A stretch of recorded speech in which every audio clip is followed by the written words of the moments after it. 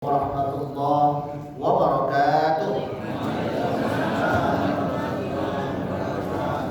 Alhamdulillah, alhamdulillahilladzi an'ama 'alaina fi daril ni'am, thumma hadana ila dinil Islam.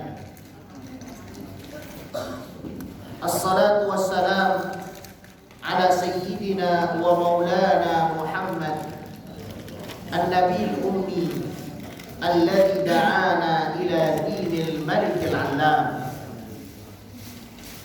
Ashhadu an la ilaha illallah syahadatan tuhdi qailuha min ahwali yaumiz zihab, wa ashhadu anna sayyidana wa maulana Muhammadin wa ala alihi wa ashabihi al-muqram. Amma ba'd, iktidaan wattiba'an li sunnatin Nabi sallallahu alaihi wasallam. Fa ya ibadallah, usini wa iyyakum bi taqwallah wa ta'atihi faqad fazal muttaqun. Para alim ulama, para asatidz, para kiai yang saya muliakan, ayahanda ibunda kaum muslimin wal muslimat rahimakumullah. Semoga Allah Subhanahu wa taala selalu memberikan keberkahan pada setiap kesempatan kita, setiap kehidupan kita. Dan mudah-mudahan sebagaimana Allah Subhanahu wa taala menyampaikan dalam ayatnya, ketika Allah mengatakan wa Qur'anal fajri inna Qur'anal fajri kana mashhuda, dan dirikanlah kalian salat, salah satu yang Allah sebutkan secara khusus itu ialah Qur'anal fajr, waktu fajar. Makanya bahasa yang Allah sampaikan berulang saya sampaikan.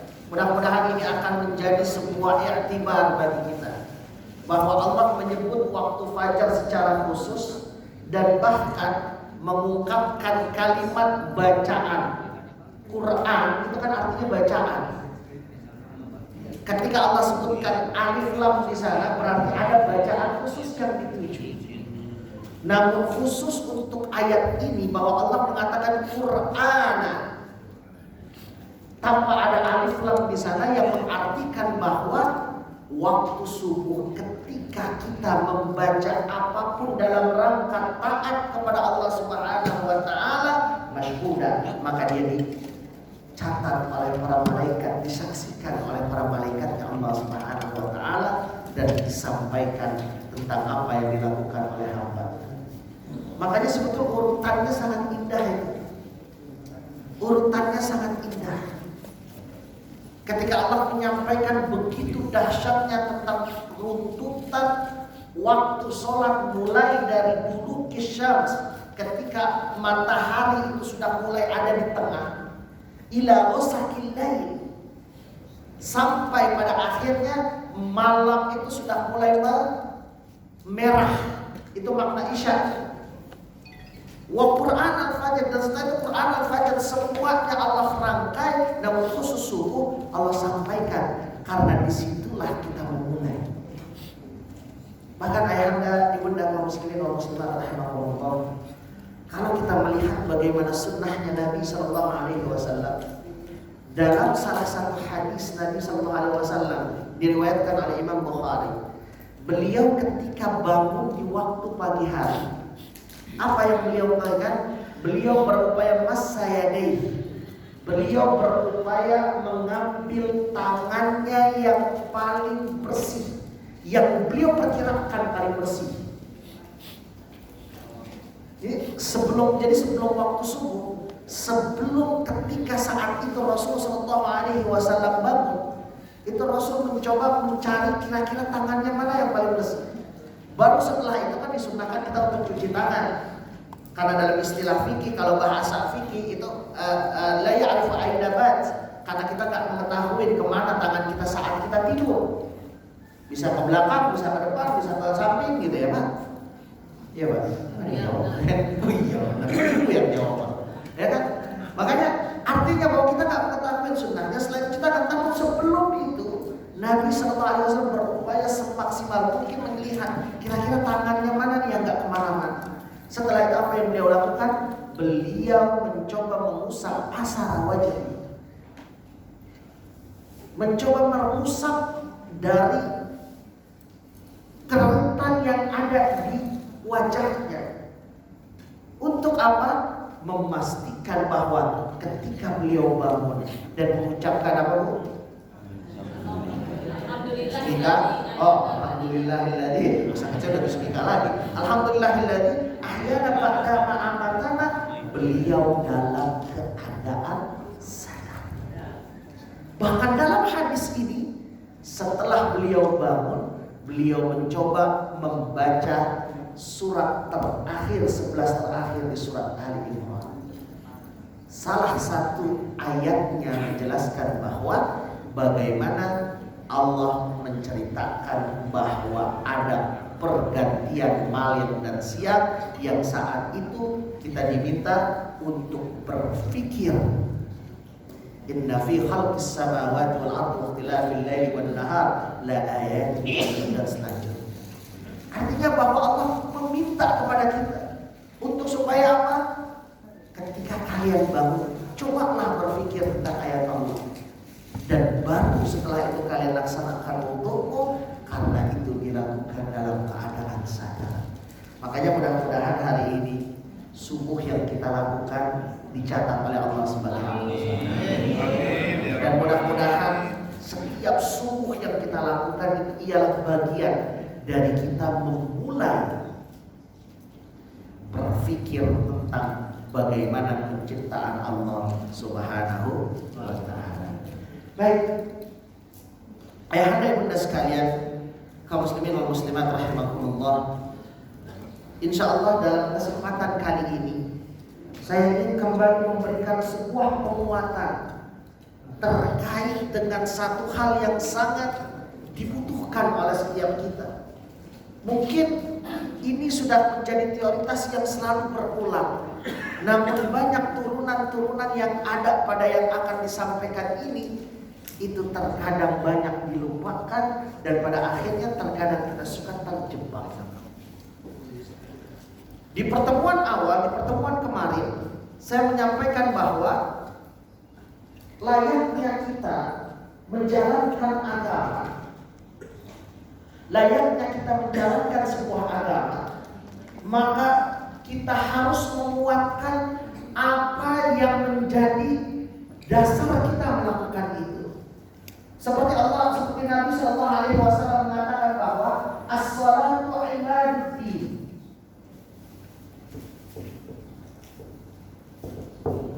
bahwa sholat itu merupakan tiang.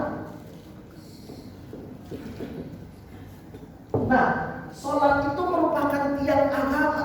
Namun ingat, sebelum tiang berdiri, dia pasti harus punya fondasi. Maka perintah sholat, ketika kita melihat surat Al-Baqarah setelah alif lam mim zalikal kitab la raiba fihi hudal lil muttaqin, selanjutnya apa? Alladzina yu'minuna bil ghaibi. Itu pertama fondasi dulu tuh. Alladzina yu'minuna bil ghaibi, baru setelah itu wa yuqimunas shalah, dan dia mendirikan salat. Jadi artinya bahwa kita ini harus paham dasarnya terlebih dahulu. Karena bangunan tanpa ada dasar, maka yang terjadi ialah bangunan tersebut bisa akan runtuh. Kita ingin membangun satu rumah tanpa dibangun fondasinya. Yang terjadi mungkin sehari dua hari bangunan bisa tertiup oleh angin. Bahkan mungkin baru hujan sudah bisa runtuh. Nah, begitu juga ketika kita mengibaratkan ibadah. Ibadah dalam artian dan makna secara global. Baik itu ritual, baik itu sosial, maupun nanti ibadah yang memaknakan dirinya akan kehadiran Allah Subhanahu wa Ta'ala. Ketika ibadah yang kita lakukan ini tidak kuat fondasinya, maka akhirnya ibadah kita sia-sia. Makanya kemarin saya sampaikan istilah yang disampaikan oleh kita, itulah yang disebut dengan arkan, atau bahasa mudahnya rukun. Ya kan? Rukun. Rukun itu maksudnya apa? Rukun itu ialah pondasi yang harus dikuatkan. Yang harus dikuatkan untuk bisa menjadikan ibadah kita bermakna. Nah, makanya kemarin kita baru masuk kepada yang pertama, yaitu ma'rifatullah.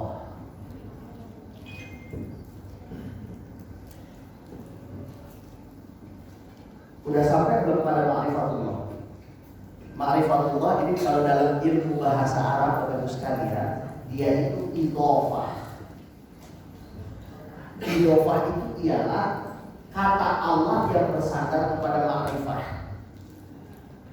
Makanya dinamakan dengan mudhof ilaih. Ini maksudnya ialah kita sudah tahu dan mengenal bagaimana Allah Subhanahu wa taala. Gimana pertemuan kemarin, masih ingat kok? Ya. Tentang bagaimana Allah Subhanahu wa taala menjelaskan dirinya, ya kan? Secara singkat saya sampaikan. Pertama, Allah mengungkapkan dirinya dengan istilah Rabb. Ya kan? Makanya ayat yang pertama yang disampaikan kepada Rasul, Iqra bismi rabbika dari falaq. Untuk menunjukkan bahwa Allah itu punya satu sikap ataupun punya satu sifat ataupun punya satu pemahaman untuk mensifati di zatnya yang disebut dengan rububiyah. Apa itu rububiyah? Allah itu maha penyelenggara, Allah itu maha mengatur, yang mengatur kehidupan kita mulai dari kita hidup sampai nanti kita mengakhiri dunia ini, bahkan menentukan kehidupan kita yang khairu wa abqa, yang seperti dibacakan kita dengarkan tadi di dalam surat Al-A'la itu tadi. Itu Allah Subhanahu wa taala maka Rabb. Nah, setiap manusia pasti membutuhkan yang namanya Rabb, karena kehidupan mereka pasti ada yang mengatur. Separah-parahnya ateis, ketika dia harus dihadapkan dengan dua hal, kematian dan pergantian antara matahari dan juga bulan, pasti mereka akan diam dan terbentur. Ateiskah itu atau liberalkah itu yang mengedepankan ataknya? Kalau dalam ilmu akidah ada sekte yang namanya Mu'tazilah. Orang-orang yang mengedepankan akal, sedangkan kita nggak bisa, dasarnya itu keyakinan. Nah, pasti dia akan terbentur bahwa memahami di dunia ini pasti ada yang mengatur. Bukankah ketika Nabi Ibrahim saat itu berhadapan dengan Namrud, Nabi Ibrahim kan dikatakan orang dengan jelas itu seorang Firaun, seorang Namrud mengatakan ada Rabbi yuhyi wa yumiit, kata Nabi Ibrahim, bahwa Tuhanku itu mematikan dan menghidupkan. Dengan gampang dalam mata wa ana wahyi wa umiit, disuruh satu orang duduk dan satu orang berdiri, yang berdiri dia tembak, dia bunuh, selesai. Ana wahyi wa umiit. Yang duduk dibiarkan hidup, yang berdiri dia biarkan meninggal. Maka katanya ana wahyi wa umiit. Selanjutnya logika itu disampaikan oleh Nabi Ibrahim apa? Innallaha ya'ti bisyamsi minal masri fa'ti biha minal maghrib. Tuhanku menghadirkan maghrib itu dari timur, sekarang datangkan dari barat. Nggak bisa apa? Maksa kiamat. Nggak bisa diam. Akhirnya apa? Mereka terdiam dengan semua. Nah, makanya kemarin itu kita sampaikan ada yang dinamakan dengan, jadi itu ya, ini harus kuat nih. Jadi kemarin itu harapan kita harusnya awalnya itu ialah ma'rifatu billah.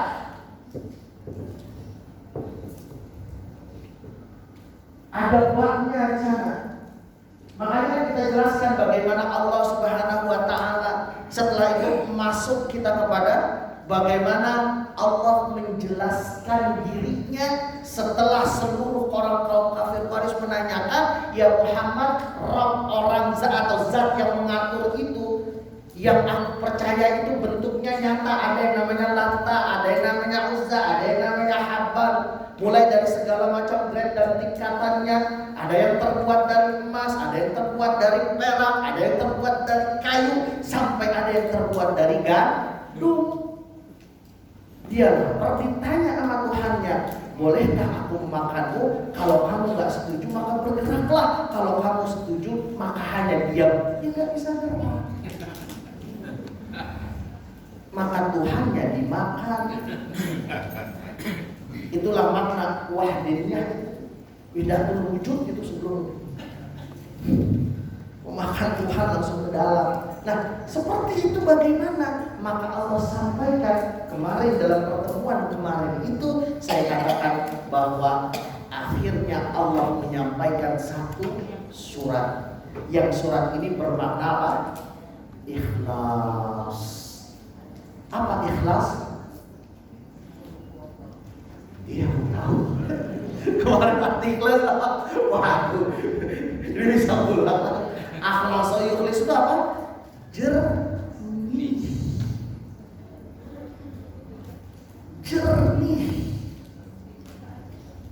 Ya, kholaso, Bapak Ibu sekalian, kholaso, ini kita lihat ya.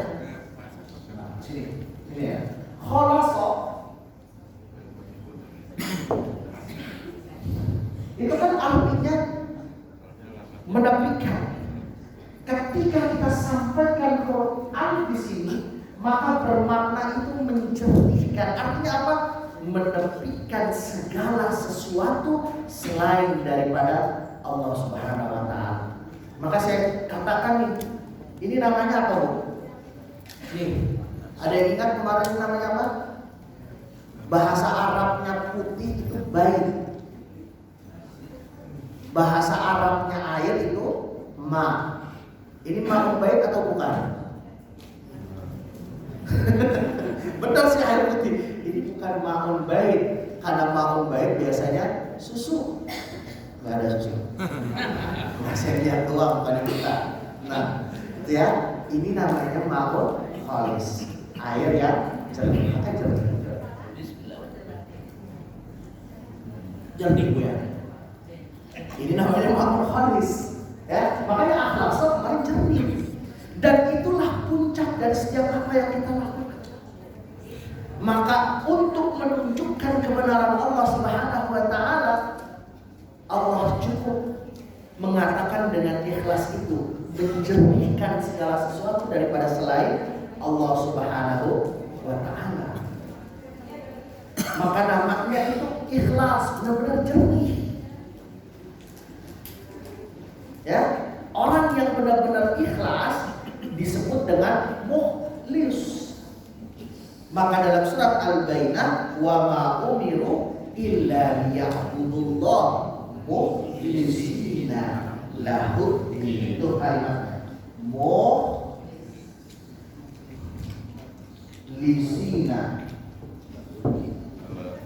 Mukhlisina lahu. Nah, ini yang penting. Lahu.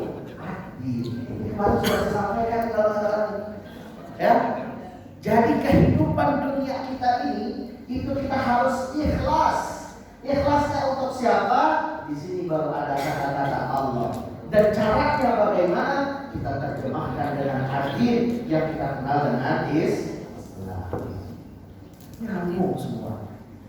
Maka akhirnya Allah sampaikan sedikit dari bukan sedikit, maksudnya inti dari zatnya Allah Subhanahu wa Ta'ala. Apa kata Allah? Wallahu ahad. Ada 4 kan kemarin ya? Masih kan ini? Allah itu apa? Pertama ahad, terus as-somad, lam yalid walam yulad, dan ini puncaknya lam yakun lahu kufuwan ahad. Puncaknya. Jamaah hidayah mereka yang bahasa Arab semua. Bisa baca Arab ya? Ya. Jadi Allah itu kan empat tuh, itu ialah puncak dari segala hal. Allah itu satu. Allah itu tempat bergantung. Nanti turunannya baru ada tuh. Ada yang dinamakan dengan sifat wajib bagi Allah. Yang kemarin kita bacakan kan, Allah wujud, tidak baqa, mukhalafatul hawadisi, qiyamuhu binafsihi wahdaniyah, qudrah iradah, ilmun hayat, sama basar kalam qadiran, aliman mulidan hayat sami'an basiran. Apa ya? Lu sering banget ini. Nah, besok nanti kita lihat artinya ya, Bu. Inti dari 20 itu yang dimaksud dengan ahad, somad, lam yalid walam yulad, dan ini puncaknya. Walam yakul lahu kufuwan ahad. Atau dalam bahasa Al-Qur'an yang lain, laisa kamitslihi syai'. Allah itu tidak menyerupai sesuatu. Allah itu mendengar, namun pendengarannya tidak sama dengan kita. Allah itu maha melihat, namun penglihatannya tidak sama dengan kita. Sehingga nggak perlu dipertanyakan, Ustaz, bagaimana Allah bisa melihat Ustaz yang di BSD dengan Ustaz yang ada di Amerika? Nggak perlu. Karena apa? Karena itulah maka Allah disebut dengan basir. Ini penting nih, karena saya ingin masuk bahwa harapan kita bukan kepada dua lagi, tapi sudah kepada ma'rifatullah. Karena simpul yang pertama itu sangat penting. Simpul yang pertama itu sangat penting, ya kan? Kemarin kan kita tahu di dalam semua buku akidah, ya semua buku akidah, termasuk aqaid al-islamiyah ataupun apapun, pasti jelas ini tanpa debat, tanpa ada debat bahwa biasanya akidah itu ialah al-iman itu yang tausimu ila sittati arkan. Itu bahasanya selalu begitu, bahwa yang namanya satu keyakinan itu tersusun menjadi 6 pondasi. Dulu yang sering kita hafalkan itu, bapak-bapak dulu mungkin kalau pas lagi tanya sambil tepuk tangan jadi hafalinnya, tenang ya. Iman kepada Allah. Nah, yang seperti itu terus tuh malaikat dan segala macam, itu semua fondasi dasar, dan kita baru masuk kepada yang satu, yaitu ma'rifatullah. Ya, kita baru masuk kepada yang satu kemarin. Dan makanya harapan saya bahwa kita bisa benar mengenal Allah Subhanahu wa Ta'ala dengan segala macam yang dibutuhkan untuk itu. Dengan segala macam yang dibutuhkan untuk itu. Makanya ini yang paling penting nih, sebuah simpul-simpul yang dibutuhkan untuk mengikat nilai keyakinan kita ini Allah. Sengaja saya tuliskan dengan bahasa Arab biar kita paham bahwa kalimat ini tidak akan mungkin berubah. Kalau Latin kan bisa berubah ya, Bu.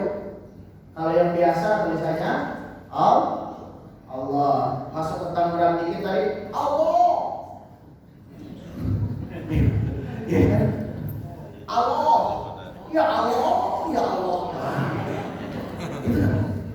Nah, makanya ini hanya sekedar tulisan, namun tulisan ini gak akan pernah berubah. Orang Cina disuruh mengucap ini pasti Allah. Kecuali kalau misalkan orangnya belum belajar tentang lam ini. Kan ada lam takhfif, ada lam tebal, ada lam tipis gitu ya. Makanya kalau misalkan alifnya nggak ada, di sini cuma ada, bacanya apa, Bu? Lillah. Karena depannya huruf kasroh. Kalau depannya harokatnya fathah atau mungkin dhamma, dia terbalik. Allah, wallahi. Kalau lamnya di tempat itu kasar, maka jadi bukan wallahi lagi tapi jadi billahi. Nah, orang yang sudah belajar ini, sudah belajar tentang lam, takbil, dan tebal dan tipis, dia akan mengucapnya Allah. Ya, Allah nurus samawati wal ardh, bahwa Allah itu adalah yang menyinari segala macam langit dan bumi. Nah, kemarin pun juga saya sampaikan, ya, untuk membuktikan Allah ini, untuk membuktikan kebenaran Allah Subhanahu wa taala, ya Bunda sekalian, bahwa yang pertama itu bahwa Allah itu ialah hak. Ini penting saya sampaikan di awal.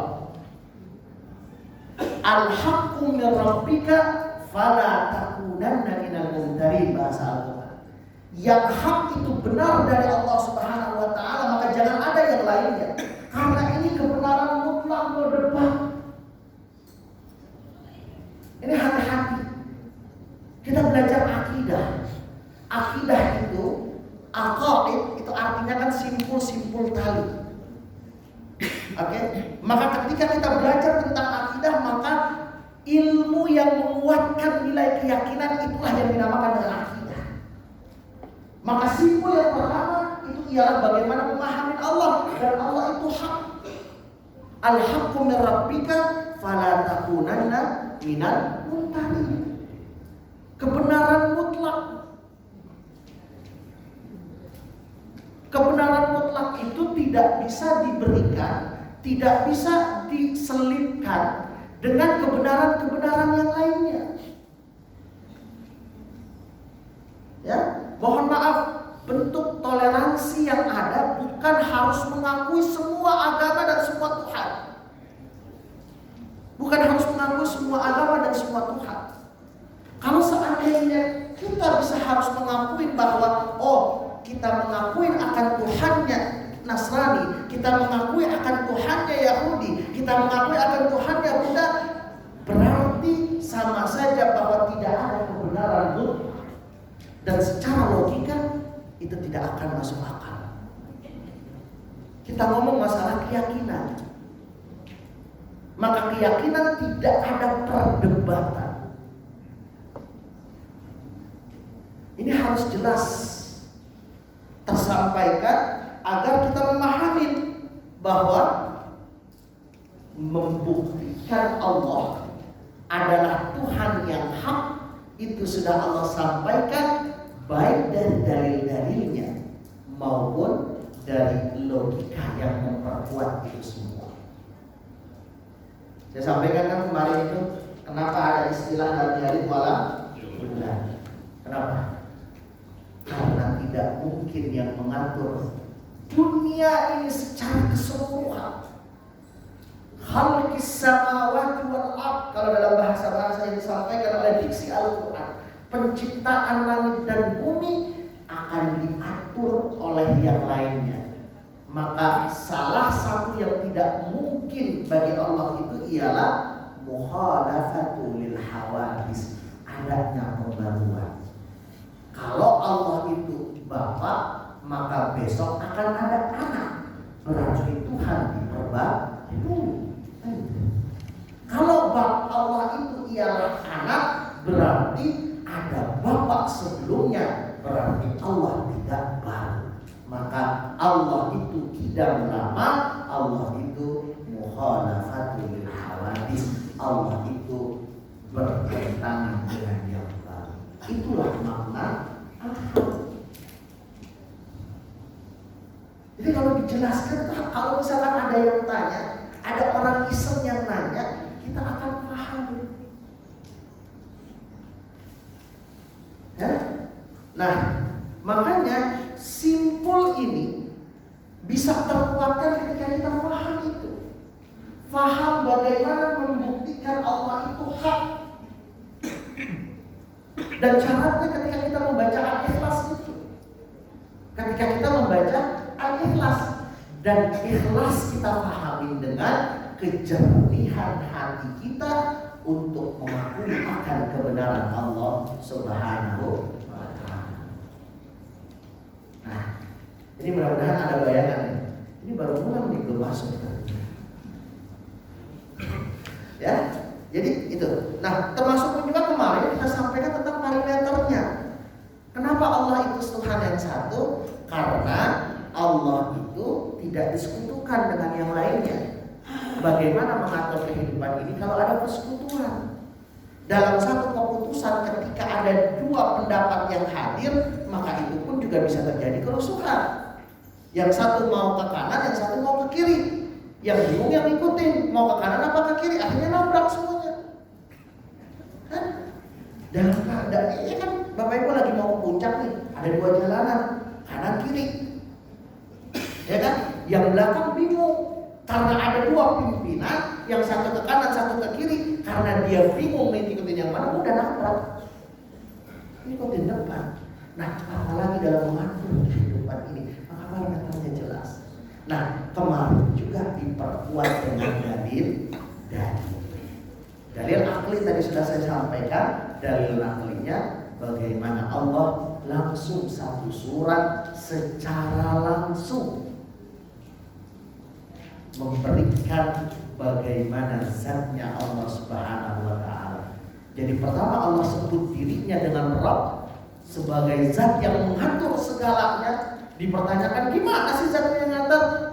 Cukup Allah katakan dengan Qul huwallahu ahad. Dan itu makna zikrullah.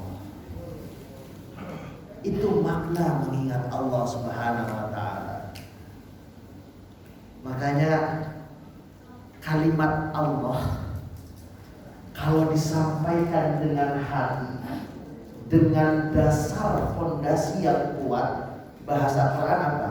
Idza dzukirallah wajilat qulubuhum. Bergetar hati.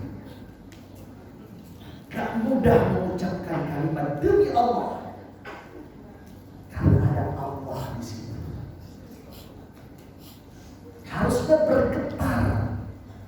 Bahkan seharusnya ketika kita mengucapkan astagfirullah, ya kan, ketika kita mengucapkan astagfirullah,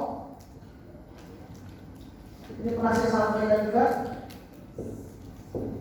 Astagfirullah itu ada huruf alif, sin dan ta. Ya kan?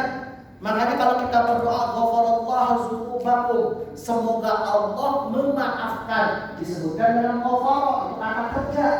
Allah memaafkan. Nah, sekarang kita tambahkan alif, sin dan ta. Itu artinya apa? Kita lagi minta. Makanya ketika kita lagi minta, itu ada satu persyaratan untuk memenuhi permintaan kita apa? Sungguh-sungguh. Maka dalam Islam tidak ada istilahnya penebusan doa. Namanya apa? Taubah. Apa itu taubah? Kembali dulu. Kembali benar terlebih dahulu. Baru mohon ampun. Dan itu bukti ketika kita ingin mengatakan dan memenuhi huruf sin dan ta itu. Ini bukan hanya sekedar minta ampun. Ini kalimat yang sangat dalam.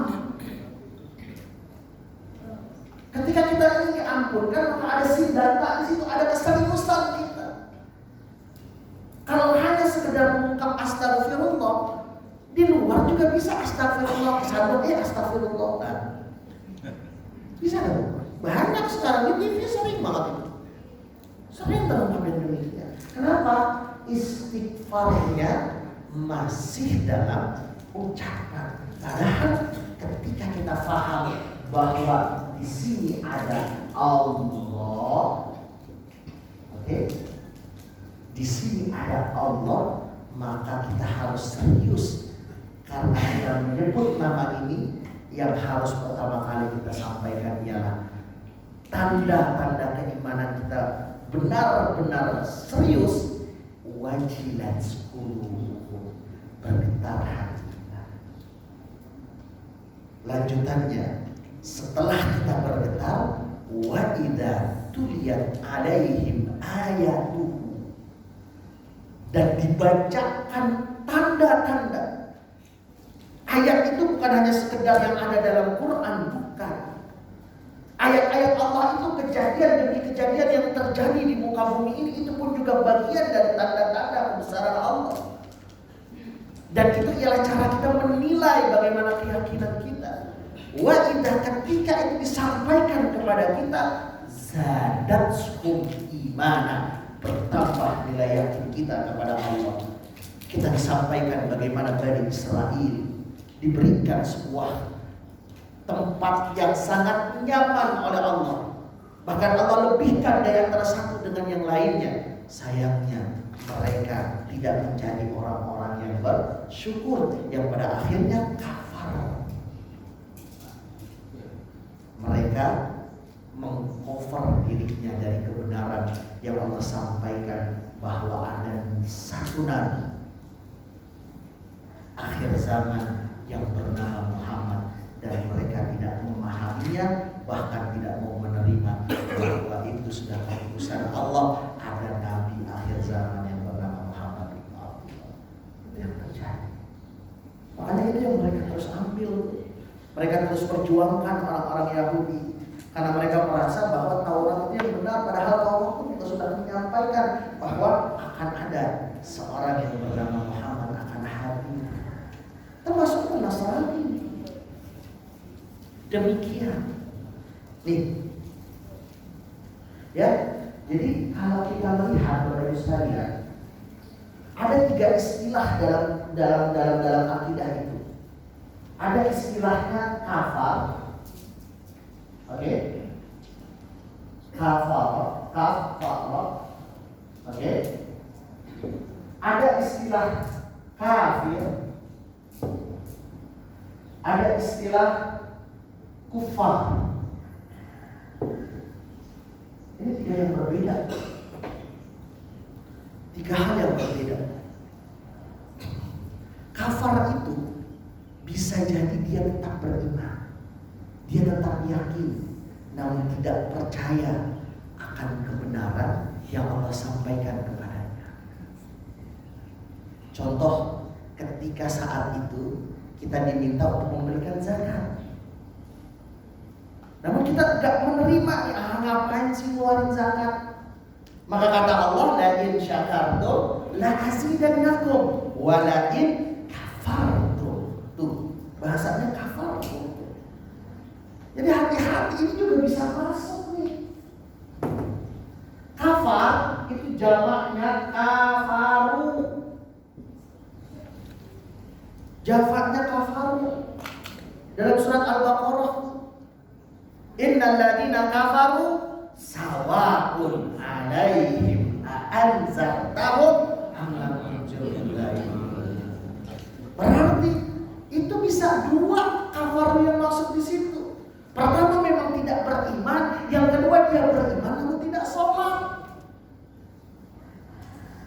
Atau jangan-jangan yang kedua, dia beriman namun asik untuk menolak apa yang Allah sampaikan dari Al-Quran dan Sunnah Nabi-Nya. Itu makna kafaru.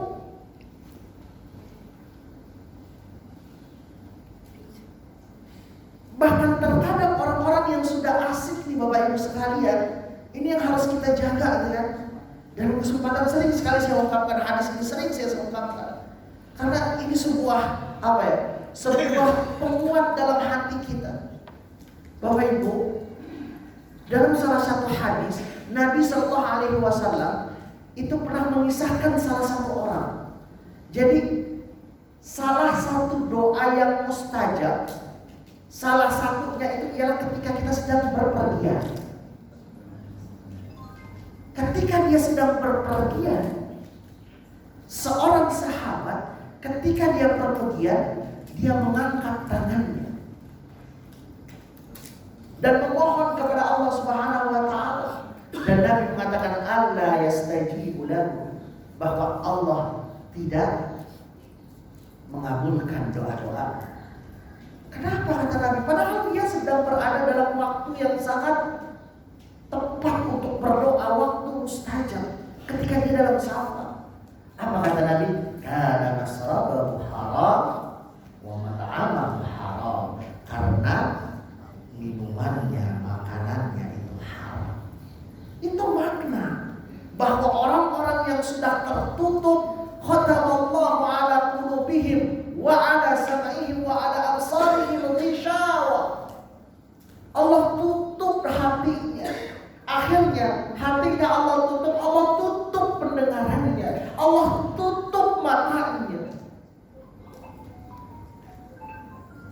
dalam dirinya ada yang namanya marad.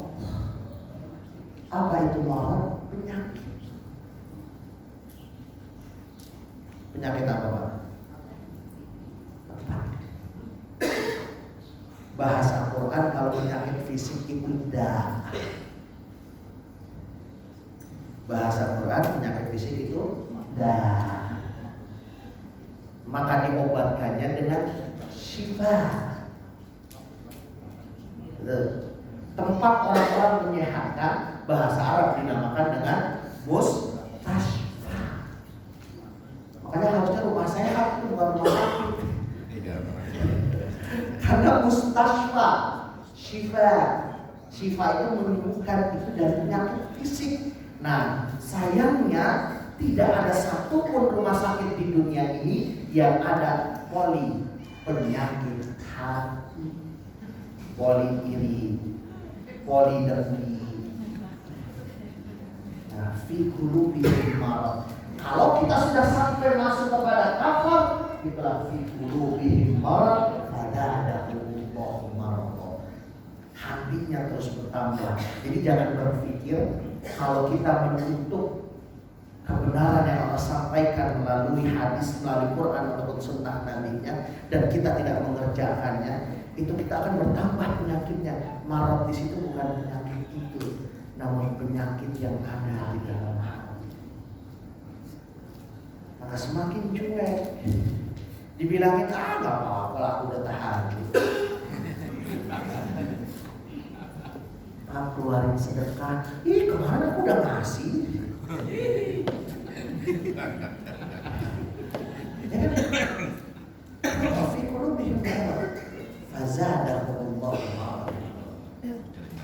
Itu kafar. Nah, yang agak sudah bahaya ya, kita kan udah memahami ini ya, memahami tentang bagaimana Allah dengan segala macam prosesnya untuk memberikan satu kebenaran mutlak bahwa Allah ialah Tuhan satu.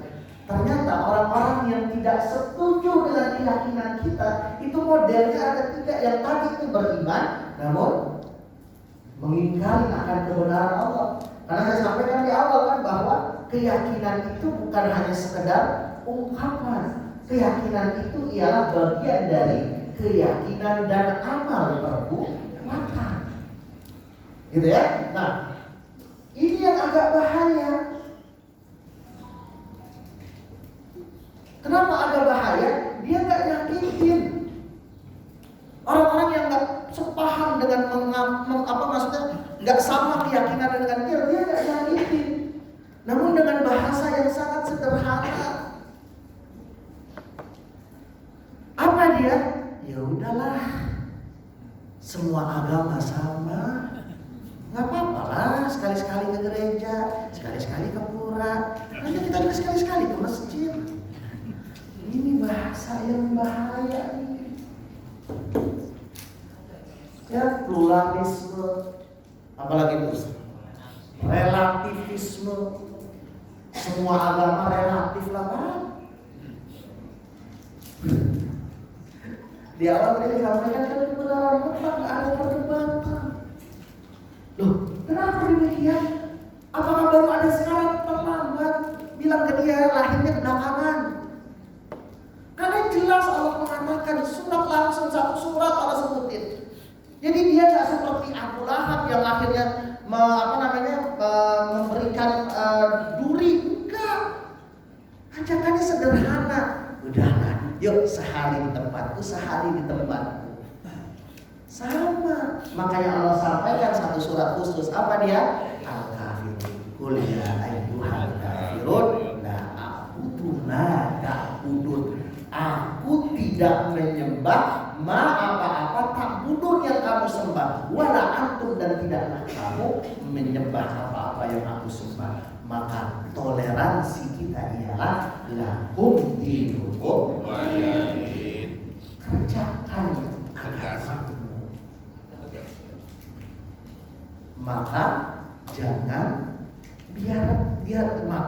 biarkan kami juga mengerjakan apa yang kami yakini. Jadi itu toleransi yang hak. Toleransi itu nggak harus selalu sama, enggak. Toleransi itu ialah ketika kita membiarkan mereka beribadah dan mereka membiarkan kita beribadah. Bukan berarti dia dan kita benar. Tetap harus ada kebenaran mutlak. Dan ini yang harus diperkuat. Karena ini bahaya nih. Ternyata Allah Subhanahu wa Ta'ala juga menyampaikan kepada kita. Ya? Allah menyampaikan juga kepada kita bahwa wa minan nasi may yu'jibuka qawluhu fil hayatid dunya.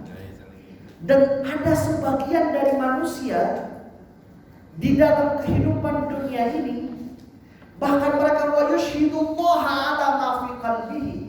Bahkan terkadang mereka bersaksi bahwa Allah itu ada dalam hatinya, padahal adatul khisam, mereka itu musuh yang sangat nyata bagi kalian. Susah. Ya, orang-orang yang kayak begini agak susah nih. Maka Islam dengan sangat sederhana. Coba lihat agama mana yang mengatakan lakum dinukum waliyadin. Karena Islam secara murni langsung memahami la ikraha fiddin. Orang-orang yang mengatakan semua agama sama dengan konsep relativismenya, berarti kan dia memaksakan apa yang menjadi kehendaknya. Dia nyuruh kita nggak boleh memaksakan keyakinan kita, tapi dia memaksakan untuk memaksakan bahwa kita mengikuti keyakinan dia, semua agama sama. Ya sudah. Apalagi yang relativisme tuh, ya relatif lah semua sama. Udah gampang kalau menjawab orang-orang begitu. Ya sudah, kalau begitu kami pun juga berhak untuk menolak apa yang Anda sampaikan, selesai. Dan ini yang harusnya kita pahami dari awal. Udah jam 6. Gimana? Belum ya? Belum. Selamat. Bisa. Oke. Nah, baru yang terakhir memang kufar. Kalau ini cenderung menyakiti, cenderung mengusir. Makanya dalam surat Muhammad ya, kalau nggak salah ya, Muhammad ayat 29. Itu kan salah satu sifat Nabi itu Muhammadun Rasulullah walladzina ma'ahu asyidda'u 'alal kuffar ruhamaa'u bainahum. Jadi salah satu yang menjadi ciri khas Nabi itu tegas terhadap orang-orang. Ingat nih, ya. Jadi orang yang ngebom itu bukan ini yang dituduh.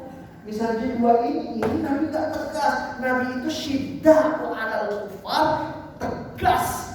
Dia lawan siapapun yang mencoba menyakiti orang Islam. Kalau nggak nyakitin, Nabi membiarkan. Ini masalah akidah. Ini masalah keyakinan. Keyakinanku kepada Allah, keyakinanku kepada yang lain. La ikraha fiddin. Maka Nabi bergaul dengan orang Yahudi. Bahkan dalam salah satu kasus dengan Umar bin Khattab sekalipun, ya kan? Ketika seorang sahabat Nabi, orang yang paling dekat dengan Nabi, ketika baju perangnya diambil oleh orang Yahudi, Nabi tetap memenangkan. Kenapa? Karena ini nggak terkait dengan akidah, ini terkait dengan urusan dunia. Silakan. Seperti itu. Jadi Nabi tegas benar-benar buat ini. Nah makanya orang-orang yang mohon maaf agak sedikit keras dengan agama, menglobalkan makna kufar itu. Karena kan kafir dalam beberapa istilah pun juga fikih kafir itu ada yang zimmi, ada dan yang lainnya, ada kafir yang lainnya itu. Bahkan di awal lebih bahaya lagi. Terkadang ada yang beriman namun dia tidak mengerjakan apa yang Allah sampaikan, dia termasuk bagian dari kafir. Ya. Udah, ngomongin dari tadi. Oke, ya. Nah, selanjutnya coba kita akan melihat, ya, Penguatan yang saya sampaikan di sini itu Allah sampaikan dalam firman-Nya. Ya. Pertama surat Fa'lam annahu la ilaha illallah. Surat yang ke-47 ayat yang ke-19. 47 itu Muhammad, betul. Muhammad ayat yang ke-19. Ini saya tuliskan bahasa Arabnya. Fa'lam annahu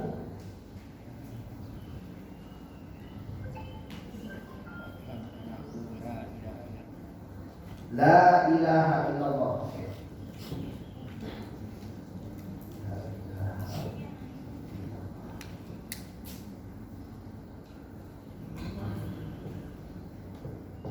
Nih, Bapak Ibu sekalian, kenapa kita harus memperkuat nih? Benar-benar mengetahui. Nah, ini ayatnya. Fa'lam, huruf fa itu langsung, oke? Dan selanjutnya diikuti kalau dalam bahasa Arab dinamakan dengan kata perintah, i'lam. Dan bentuknya cuma untuk satu, artinya ini kewajiban. Maka dasarnya fa'lam itu kan apa nih? Kalau kita ambil ini aja maka jadi ilmu, ya kan? Ilmu. Maka kita wajib mengenal Allah Subhanahu wa taala. La ilaha illallah. Hasilnya nanti ketika kita sudah mengakui Allah Subhanahu wa taala dalam surah Quran surat ketiga Al-Imran berarti ayat yang ke-18. Ya kan? Syahidallahu annahu la ilaha illahu wal malaikatu wa ulul ilmi qa'iman bil qist. Karena kita wajib, maka kita harus sampai kepada ulul ilmi. Apa itu ulul ilmi? Kita benar-benar memegang ilmu itu. Ya. Jadi ketika kalian sudah bersaksi bahwa annahu la ilaha illallah, bahwa Allah itu ialah benar-benar Tuhan yang satu, wal malaikah, dan juga Allah menciptakan malaikat, maka sampai akhirnya kita ulul ilmi menjadikan ilmu itu ialah bagian terfilterisasi langsung masuk kepada tubuh kita, kepada kehidupan kita, maka kita akan qa'iman bil qist, maka kita akan mempraktekkan itu dengan benar-benar adil. Kalau seandainya kita berpikir pasti ada satu zat yang menggerakkan matahari, menggerakkan bulan, dengan segala pergerakan galaksi-galaksi yang lainnya, maka harusnya kita berpikir tidak mungkin ini dilakukan oleh 2, 3, 4, 5, 6 zat, hanya satu zat. Maka kita sudah sampai ilmu itu dan kita menegakkan satu kata secara adil bahwa hanya Tuhan yang satu, yaitu Allahu Ahad. Itu maksudnya. Ya. Nah, sekarang kita lihat kalimat la ilaha illallah. Ya. Nah, oke. Ya. Biar jalan ini. Tadi sih sudah cukup tahu. Kalimat ini la ilaha. Oke. Yang pertama illa. Yang kedua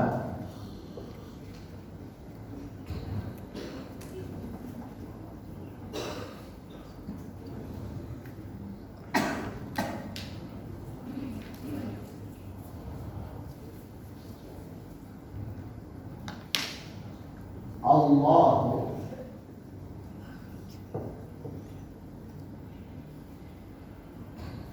turunannya ini.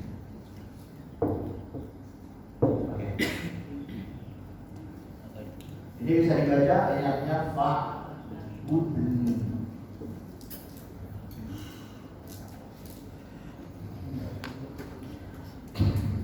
Ya. Ini dalam surat Thaha ayat 20. Quran surat Thaha ayat 20. La ilaha illallah fa'budni, dan juga nanti akhir surat al-Dzikr.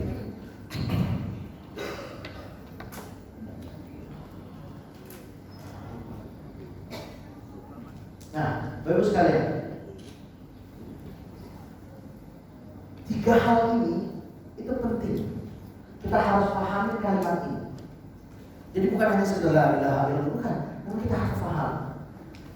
Ini ketika kita ingin memberikan dan mengakui Allah Subhanahu wa taala, kita harus melakukan 2 hal sebelum kita memastikan bahwa Allah itu satu. Apa dia? Yang pertama, la ilaha, nafyun. La itu kalimat nafyun. Apa itu nafyun? Menepikan. Nafyun, nafi, nepi, nah, sama. Ya, menepikan Tuhan selain.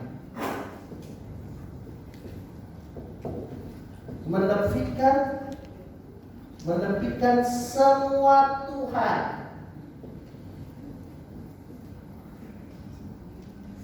Dan ini syarat utama.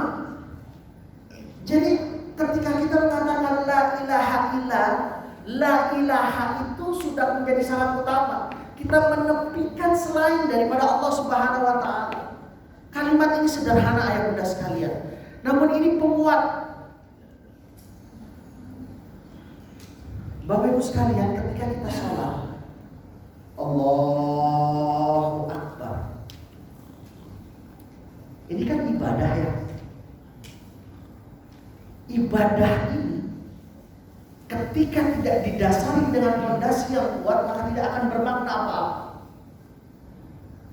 Yang pada akhirnya terkadang, mohon maaf, ketika kita Allahu Akbar terus keingat rendang, keingat ini segala macam, berarti kita belum menafikan Allah Subhanahu wa taala. Belum menafikan Tuhan maksud saya. Kita bisa masih menjadikan yang lain dengan Allah. Itu kaitannya ke situ. Termasuk pun juga demikian. Salatnya di sini Allahu Akbar, habis itu pergi ke tempat lain.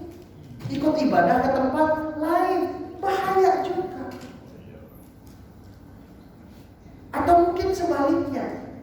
Kita mengatakan Al-Fatihah, iyyaka na'budu wa iyyaka nasta'in. Selepas dari itu kita ke orang yang mungkin dibilang punya supernatural, makanya dibilang orang pintar. Atau untuk pintar apa? Ya kan? Dikasih ini, dikasih itu, akhirnya apa? Kita memohon kepada yang lain. Bahkan mohon maaf, terkadang pun juga apa? Kita memohon kepada pohon. Ketika kita mengatakan bahwa di pohon itu ada ini segala macamnya, kita mohon kepada itu. Termasuk juga mohon maaf ayah bunda yang sering ziarah wali. Ingat, kita itu bukan minta kepada wali, namun kita datang dan sholat. Mudah-mudahan keberkahan wali itu bisa sampai kepada kita. Ini bahaya nih saya ngomong nih. Entah-entah kali sampai ke kanan nanti. Ya. Kenapa demikian? Jadi jelas bahwa mereka tidak kita minta pertolongan, namun kita minta keberkahan dari wali tersebut. Maka jangan dimasukin apapun, ditulis, dimasukin, ya. Sering kan begitu? Ke makam-makam itu, datang ke sana Al-Fatihah. Selesai itu tawasul, menyambungkan diri kita dengan kemuliaan yang dimiliki oleh wali tersebut. Saya yakin berapa kali saya melakukan ziarah wali, akhirnya mentok-mentoknya apa jadi? Banyak sampah, banyak tulisan-tulisan, foto. Nah, kirim foto. Untung Jabal Rahmah sekarang udah ditutup tuh atasnya. Kalau belum, berapa banyak HTM yang ada terus ini. Termasuk pun CV mungkin. Bingung kan? Di awal-awal sebelum Jabal Rahmah ditutup itu mungkin betul KTP. Bukan KTP, foto. Tulisan nikahkan aku dengan ini. Ngapain? Jabal Rahmah nggak bisa ngapa-ngapain. Bahkan pertemuan dari Nabi Adam dan Hawa beberapa sejarah pun juga masih berbeda pendapat. Walaupun secara umum memang di sana. Padahal kan harusnya kita pahami saat itu ialah kita paham dengan Allah. Akhirnya apa? Kita melakukan sunnah Nabi. Sunnah Nabi itu apa? Nabi itu ketika wukuf mendekat ke Jabal Rahmah dan berdoa di sana. Ini malah keasikan. Nah, ini makna la ilaha. Ini makna la ilaha. Tiada Tuhan menepikan Tuhan-Tuhan yang lain. Maka orang-orang ateis itu setengah Islam, tinggal tambahin aja ilmunya gitu ya. Jadi artinya bahwa ini harus jelas, ya, ini harus jelas terlebih dahulu, nggak boleh disertakan. Ketika ini sudah jelas bahwa benar-benar tidak ada Tuhan, baru ilah itu makanya dinamakan dengan isbat dalam bahasa akidah itu. Sudah kita tepikan Tuhan yang lainnya, gak ada sama sekali, kita kuatkan bahwa Tuhannya itu adalah Allah.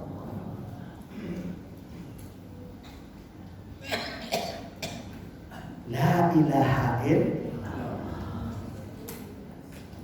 Loh, cukup sampai situ? Ternyata tidak. Ayatnya dilanjutkan dengan fa'budni.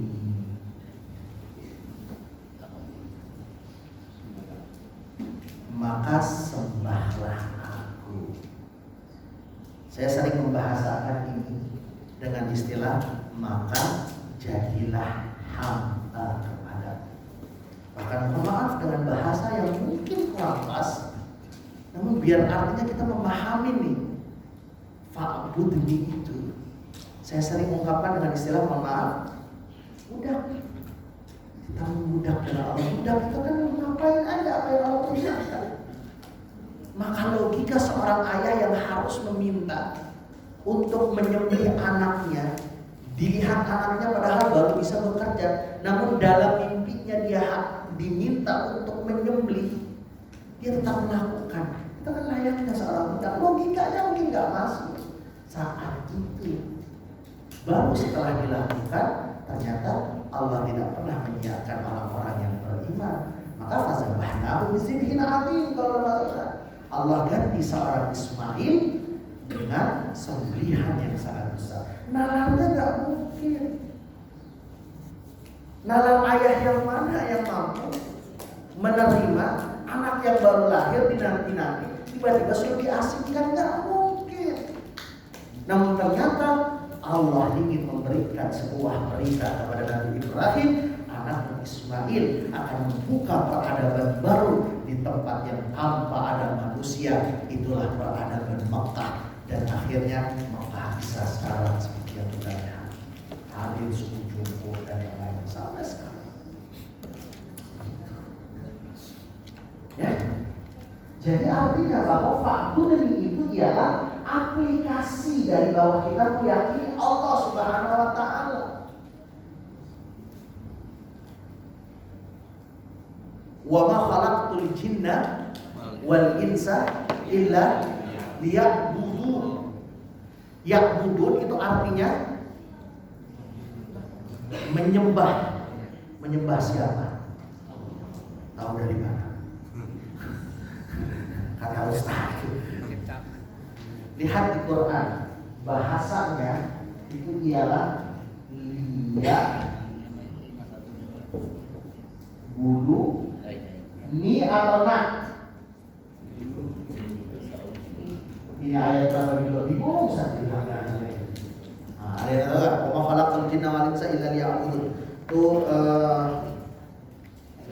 saya juga lupa. Zariyat kalau masalah, Zariyat 56. Ya, Zariyat 56 ya, Zariyat 56. Zariyat 56. Nunnya ni atau na, Pak? Belakangnya lihat.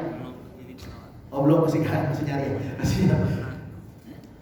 Jadi biar jelas nih. Karena kalau ya'budun, kalau kita paham secara bahasa Arab, ya'budun itu hanya ya'budun ya. Kalau ya'budun yang begini, kalau misalnya lagi yang lebih bagus kan ya, ya'budun ya. Ini artinya dalam bahasa Arab fi'lun mudhari, kata kerja sekarang atau yang akan datang. Ya, bentuknya mereka, jadi mereka menyembah. Kalau cuma begini. Tapi lihat, harokatnya apa, Pak? Di akhirnya lihat buku. Lihat buku ni. Dalam bahasa Arab namanya ikhtisar. Ikhtisar itu mengikat, ya kan? Jadi aslinya lihat buku ni makanya. Namun lihatnya hilang dan ketika wakaf kita bacanya lihat, maka diartikan diterjemah untuk menyembah kepada sama seperti ini ialah ya nun wiqayah, ya kan? Nun wiqayah untuk membuktikan bahwa setelah kalian mengakui aku, maka sembahlah aku dengan cara aku mengibadahkan kehidupan kalian dalam kehidupan yang sesuai dengan Al-Quran dan Sunnah Nabi SAW.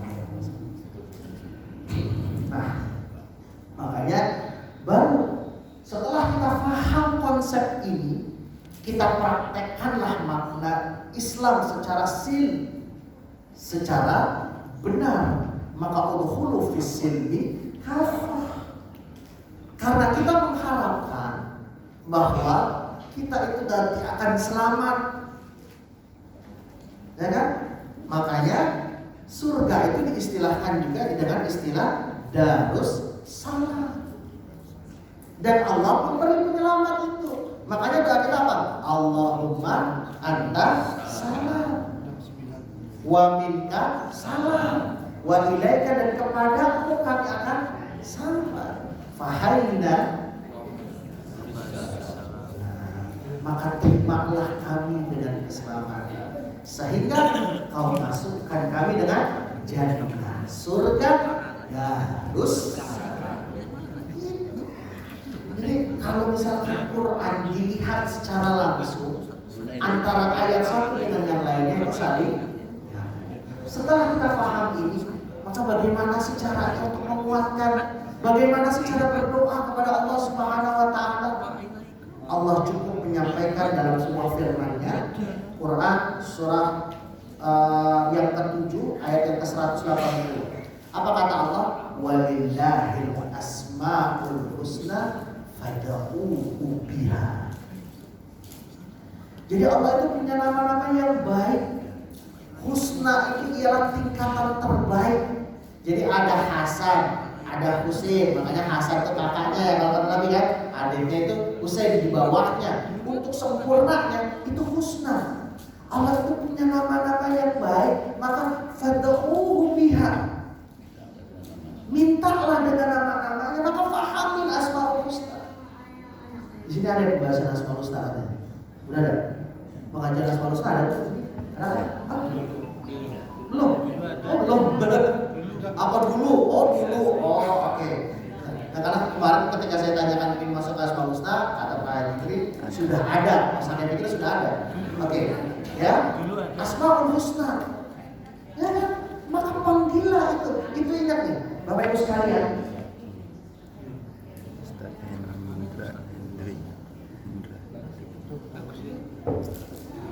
Kalimat fada'uhu, ya, fada'uhu